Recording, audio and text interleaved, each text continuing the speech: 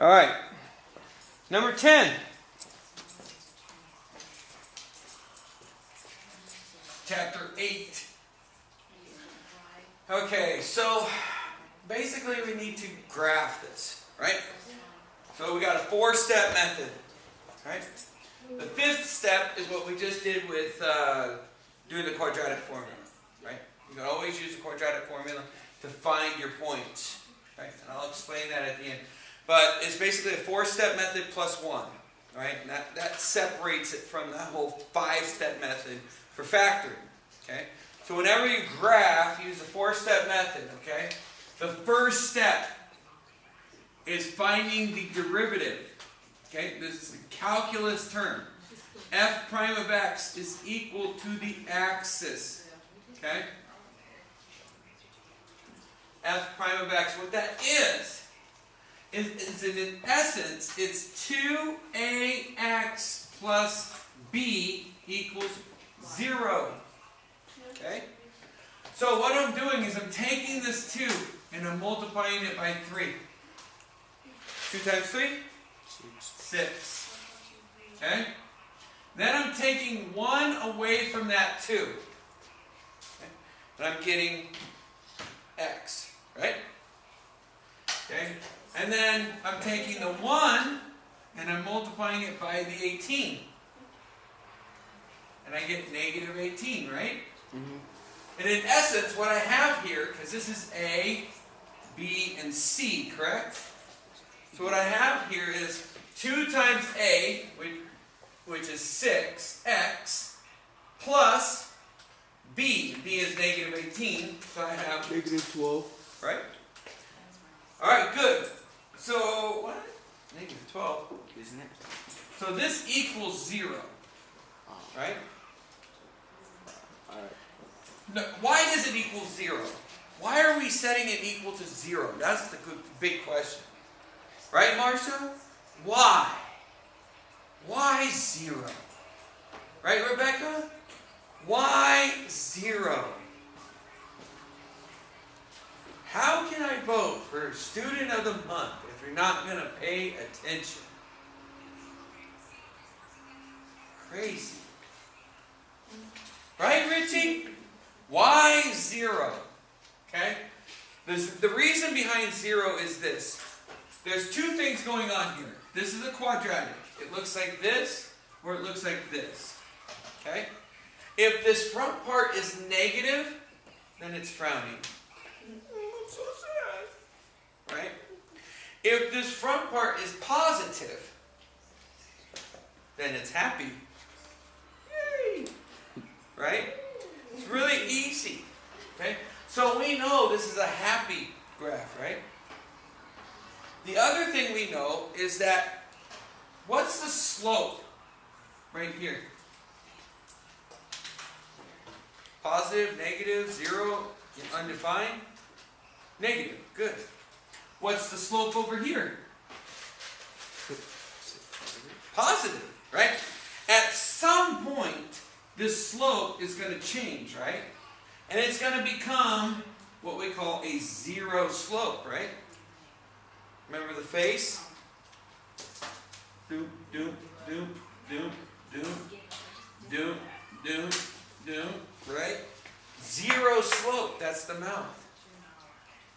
And when it's at a 0 slope, we know at that point, that's the lowest point on the graph. Does that make sense? That's what derivatives do. A derivative is figuring out the slope. It's an instantaneous change at that point. Okay? Instantaneous change, in our case, is slope. Okay? The only slope that matters to us is the slope of 0. Right? Oh shit, sorry. Okay? So, we want to... Sorry. That's okay. Just make sure we're on. Alright. So, we want to make sure that that's where we're at. When we set this up for 0, we're saying that that is the place. That's the place that the point is going to be at the 0 slope. Okay? So the only point on this parabola that will be 0 is that lowest possible point. And that's why when x equals that, you get this thing called, remember x equals is that line, right? Straight up and down. You get this thing called the axis of symmetry. Everything on this side is the opposite of that side. Right? And if I folded it, it would land on themselves. Okay? Alright, I digress. So now we know why we're setting it up for 0. So let's solve it. What do I do?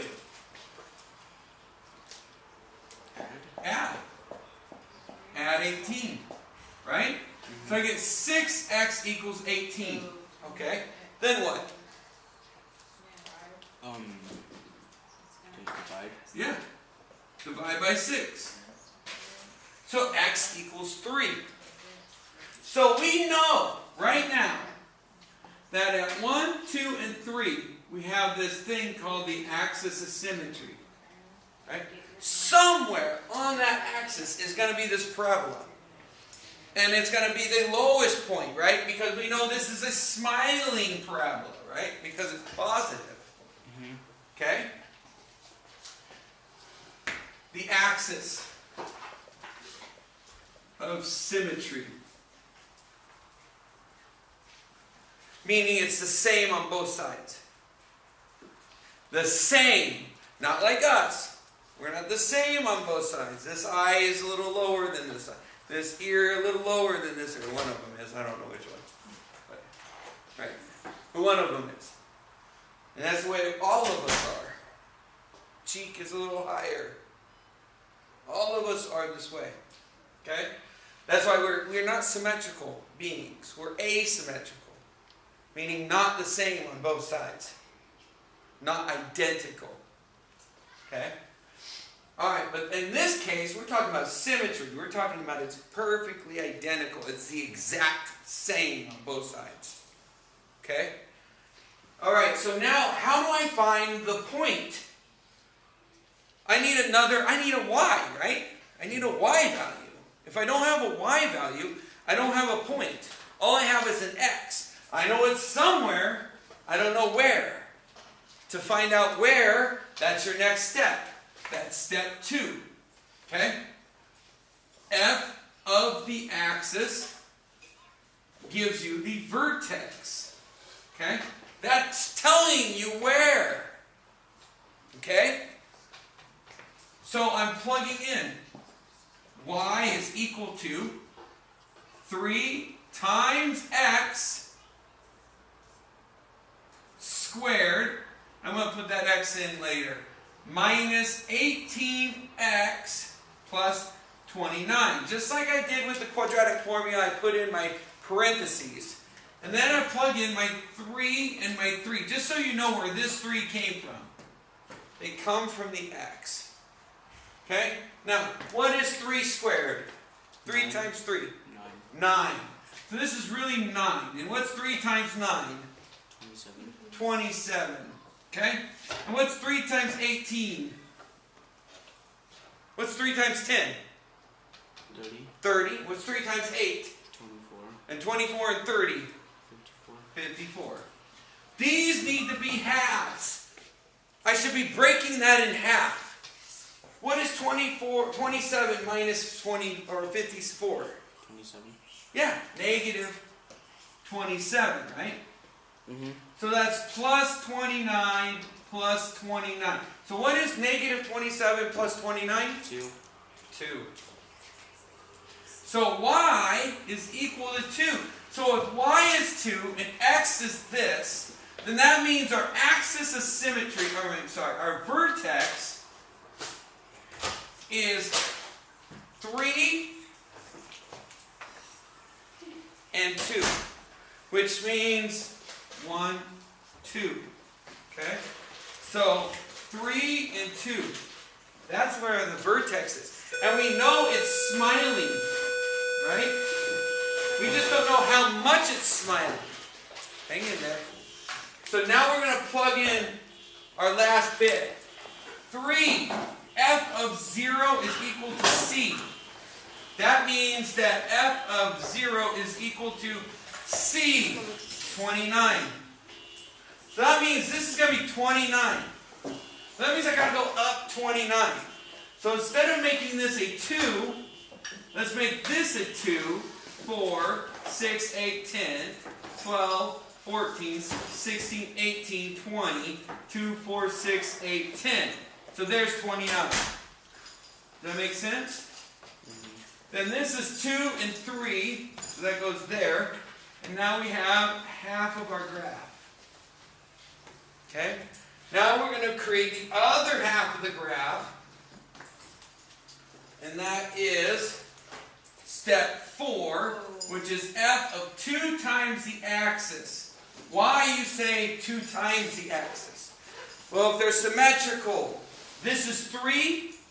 So if I'm going to be the same, I'm going to go 3 this way, right? So if I go 3 that way, it's just twice as far. If this is 3, then this is going to be 6. So this would be f of 6 is equal to 29. So right here should come up to here, and I should have this graph. But I've got to prove it.